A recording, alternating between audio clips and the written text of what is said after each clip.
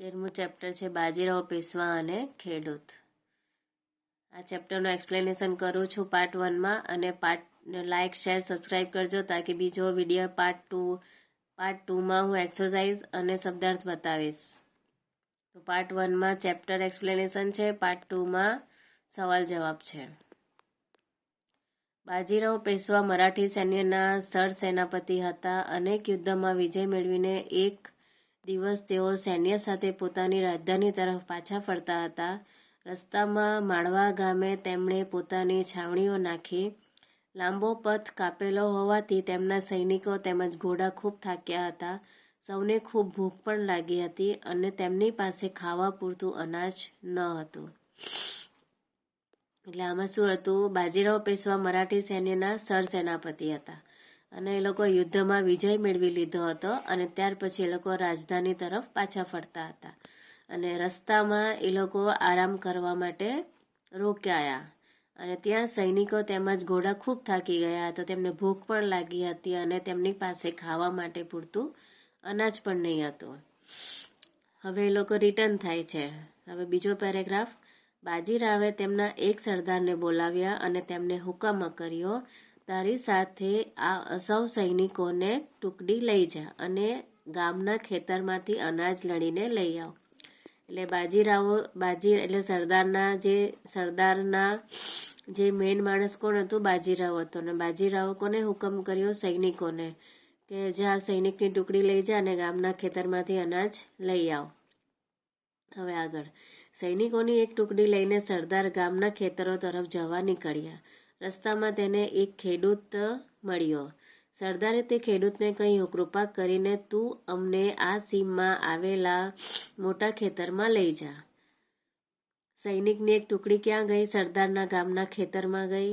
અને રસ્તામાં તેમને કોણ મળ્યું? એક ખેડૂત મળ્યો. અને સરકારે તે ખેડૂતને કહ્યું, કૃપા કરીને તમે મને એક મોટા ખેતરમાં લઈ જાઓ. કોણે કહ્યું? સરદારે ખેડૂતને. હવે ખેડૂત શું બોલે છે તે સાંભળો. ખેડૂત તેમના એક મોટા ખેતરમાં લઈ ગયો.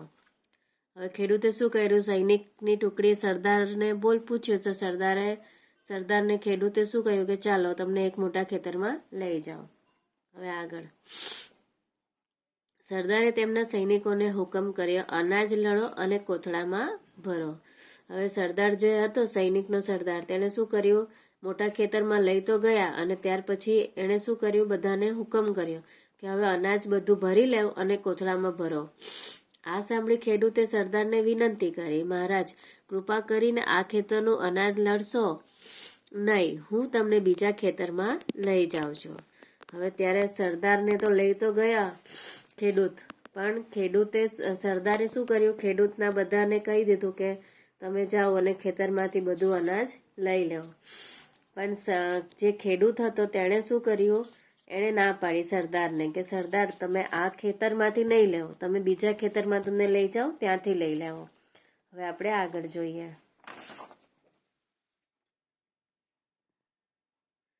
સરદાર તેના સૈનિકોની ટુકડી લઈને ખેડૂત સાથે બીજા ખેતરમાં ગયો. આ ખેતર પેલા ખેતરમાંથી 1.5 કિલોમીટરના અંતરે હતું. ખેડૂતે કહ્યું, મહારાજ, આ ખેતરમાંથી હવે તમે જોઈએ તેટલું અનાજ લણી લો. એટલે સરદારને શું કહ્યું કે હવે તમે આ ખેતરમાં તમારે જેટલું અનાજ તમને જોઈએ તેટલું તમે અનાજ લઈ લો. સરદાર ગુસ્સે થઈને ખેડૂતને પૂછ્યું, આ નાનકડા ખેતર માટે તું અમને આટલા દૂર ચલાવીને લઈ આવ્યો? આ ખેતર તો પેલા ખેતર કરતાં ખૂબ જ નાનું છે. હવે સરદારને શું થયો? સરદારને ગુસ્સો થઈ ગયો સરદાર. અને ત્યાર પછી સરદાર શું બોલે છે ખેડૂતને કે એક ખેતર તો આના કરતાં મોટું હતું અને તું અમને આટલો દૂર લાવ્યો અને ખેતર આ તો કેટલું નાનું છે. હવે આ ખેતરમાંથી કેટલું અનાજ ઉલાવું? એમ કરીને સરદાર ગુસ્સે થઈ ગયો. કોના ઉપર? ખેડૂત ઉપર. હવે ખેડૂત બોલે છે. ખેડૂતે 2 હાથ જોડીને વિનમ્રતાથી કહ્યું, મહારાજ, ક્ષમા કરો, તે ખેતર મારું ન હતું. આ ખેતર મારું છે એટલે હું તમને અહીં લઈ આવ્યો છું. એટલે ખેડૂતે શું કહ્યું કે મહારાજ, તમે મને ક્ષમા કરો, એ ખેતર મારું નહીં હતું એટલા માટે હું તમને ત્યાંથી અનાજ લેવા માટે ના પાડી, અને આ ખેતર મારું છે, હવે આ ખેતરમાં તમારે જેટલું લેવું હોય એટલું લઈ લેવું. હવે આગળ. ગુસ્સે થયેલો સરદાર ખેડૂતના આ જવાબથી શાંત પડ્યો. અનાજ લણ્યા વગર જ તે પેશવા પાસે સૈનિકો સાથે પાછો ફર્યો. સરદારે પોતાનો અનુભવ બાજીરાવને વર્ણવ્યો.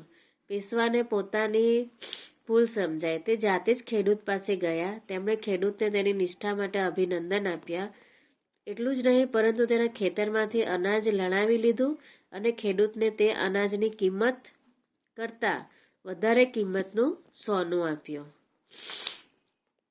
એટલે પહેલા તો પેલો જે ખેડૂત હતો, સરદાર હતો, તે ગરમ થઈ ગયો. કોના પર? ખેડૂત પર. પણ જ્યારે એ શાંત થયો ત્યારે, અને ત્યાર પછી સરદાર રિટર્ન થઈ ગયો. ક્યાં જવા માટે?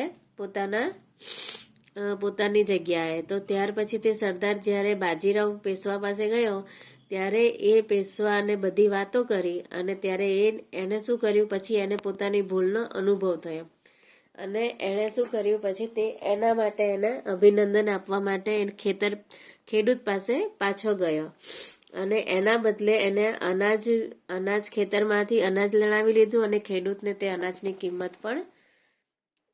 કિંમત કરતાં વધારે કિંમતનું સોનું આપી દીધું. હવે આ ચેપ્ટરની શબ્દાર્થ અને એક્સરસાઇઝ હું પાર્ટ 2માં બતાવીશ.